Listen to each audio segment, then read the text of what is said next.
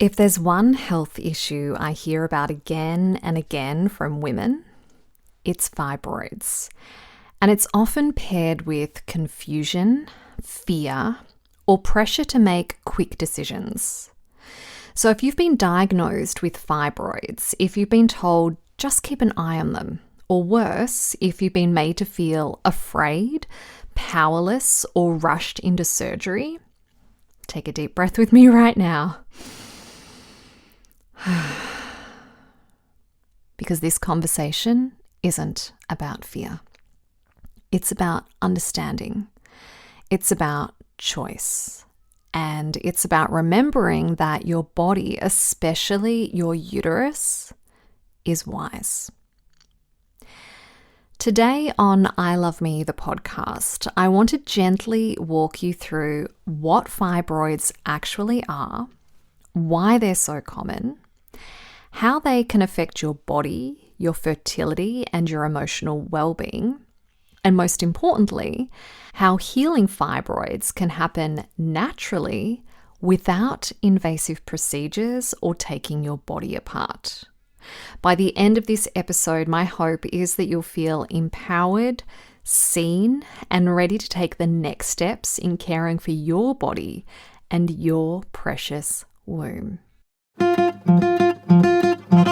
Love, love, love, love, love, love, I love me. Simple, inspiring lessons in self-love. Hello, beautiful woman. It's Tamara here. If you start talking to women, like really talking, you'll quickly realize how common fibroids are. Some women have one or two, others have literally dozens.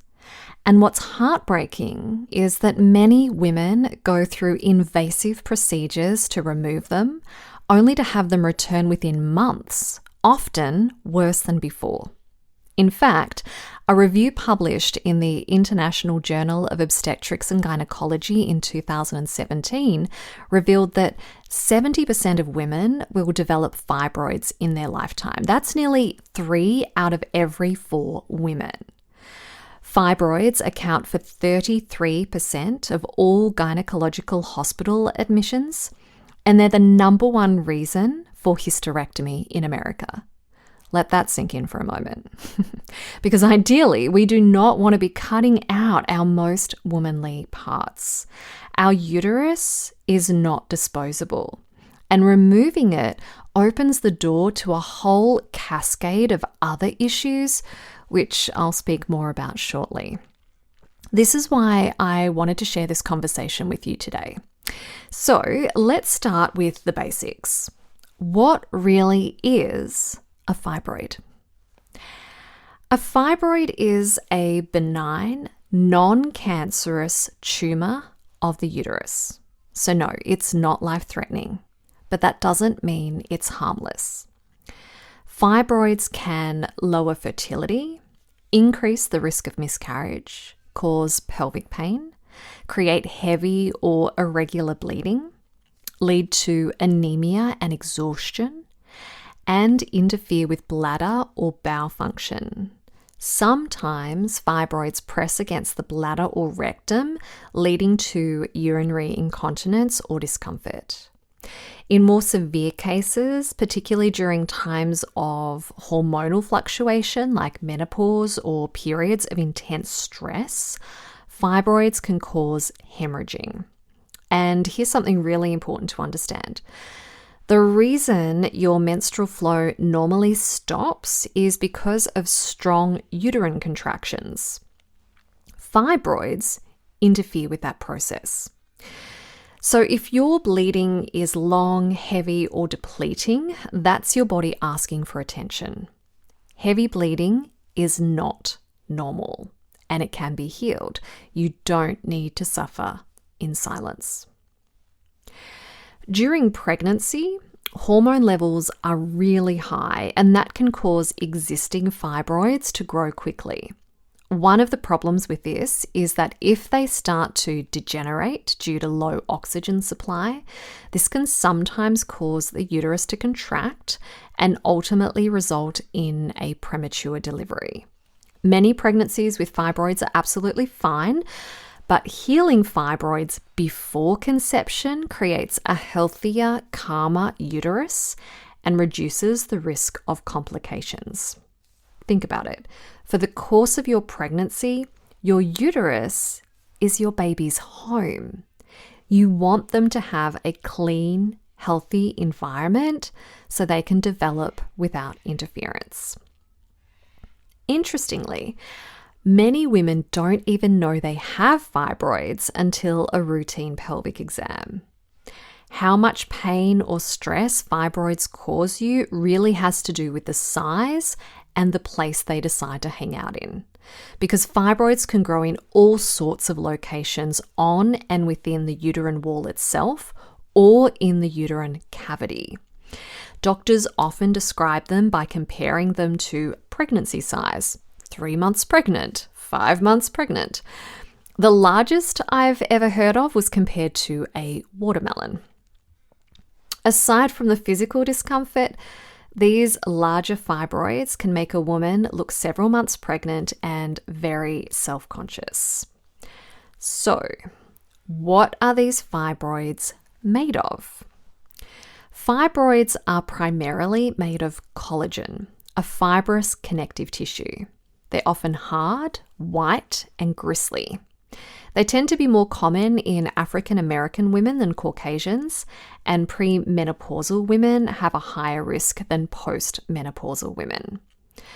While they can run in families, it's also true that when the emotional root cause is addressed, fibroids can resolve and never return.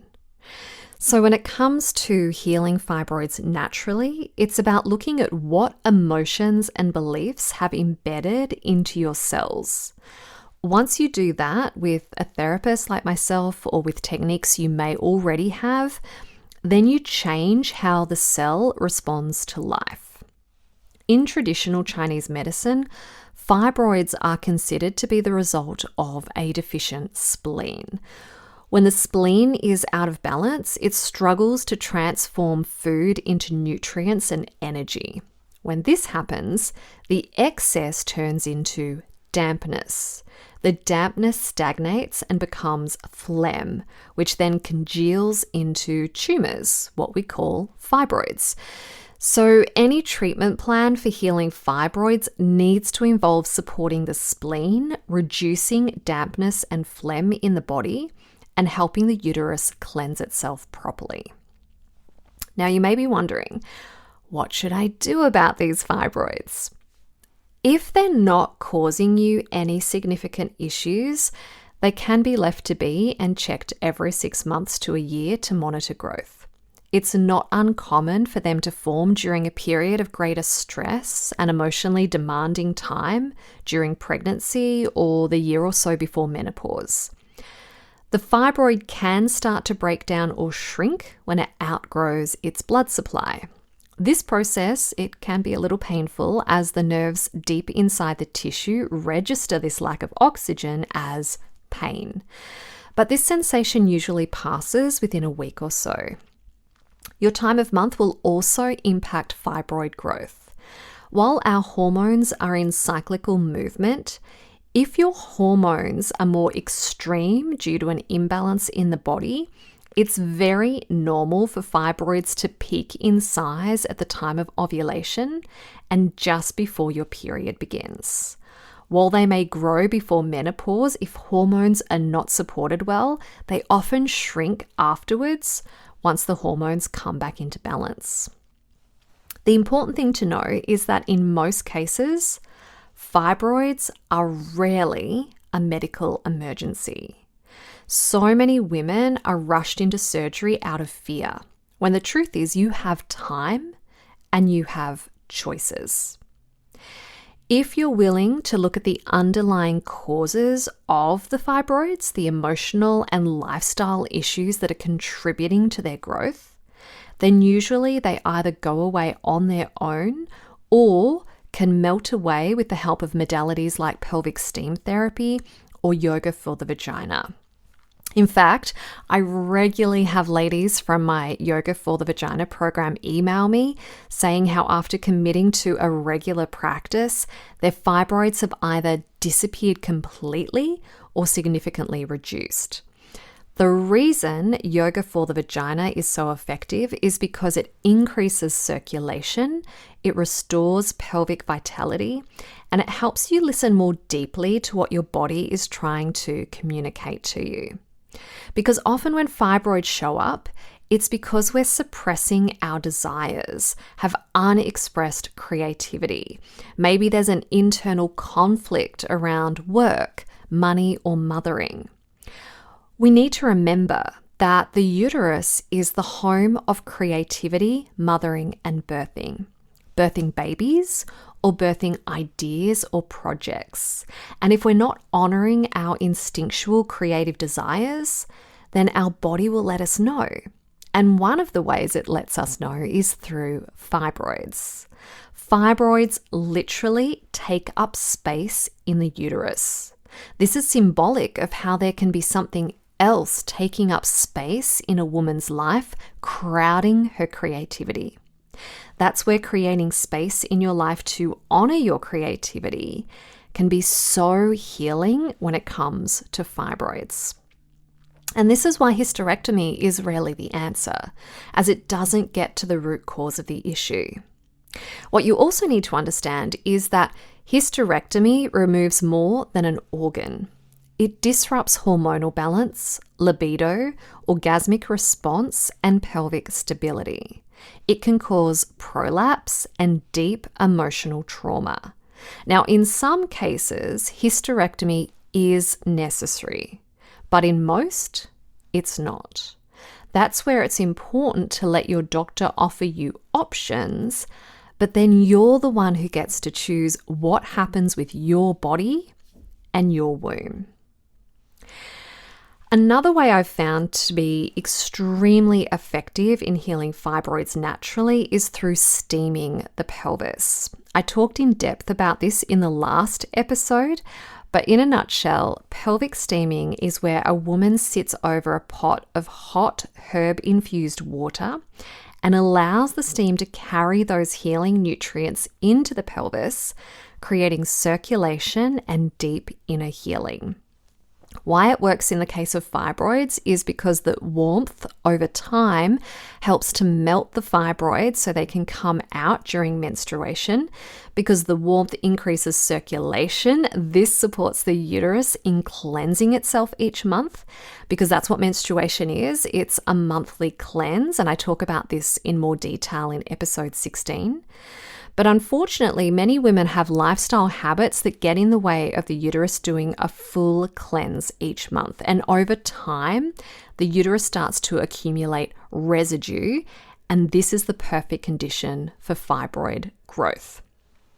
So, in supporting the uterus in having full cleanses each month, you're helping the uterus come back into a healthy state so that it's not the kind of place where fibroids want to grow.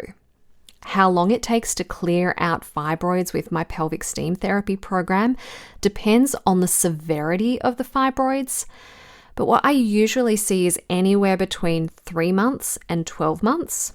If the woman is also applying the womb care practices and lifestyle changes that I share that support the body in coming back into balance. Because when I do someone up a steam plan for women in the pelvic steam therapy program, it's helping to address the spleen imbalance, like I mentioned before, is one of the causes of fibroids. And so we're able to gently rebalance the body, help it come back into harmony. And the best bit is steaming is gentle and enjoyable, a really beautiful practice in self-love, which you know that I'm all about. So if you've been looking for solutions, hopefully today's episode has offered you some loving next steps in your healing journey. What I will say is that fibroids don't come out of nowhere. They come from misalignment. And because your body created them, your body can heal them. When you're willing to know your pelvis, to honor your creativity, to really listen to your body, healing unfolds. Just as we contribute to illness, we contribute to healing. Thanks for listening today. If you know any lady friends who are struggling with fibroids, please share this episode with them. I also have a How to Heal Fibroids free guide on my website, gettingnaked.com.au. I'll pop a direct link in the show notes so you can check that out as well. And if you do want to get started on yoga for the vagina, I have a free starter sequence that you can download from my sister site, yogaforthevagina.com. They are two really great resources that will get you on your way. Remember, when beliefs change, cells change. When patterns dissolve, fibroids have nothing to feed on. And that is how we guide our uterus back into health and harmony. I love me.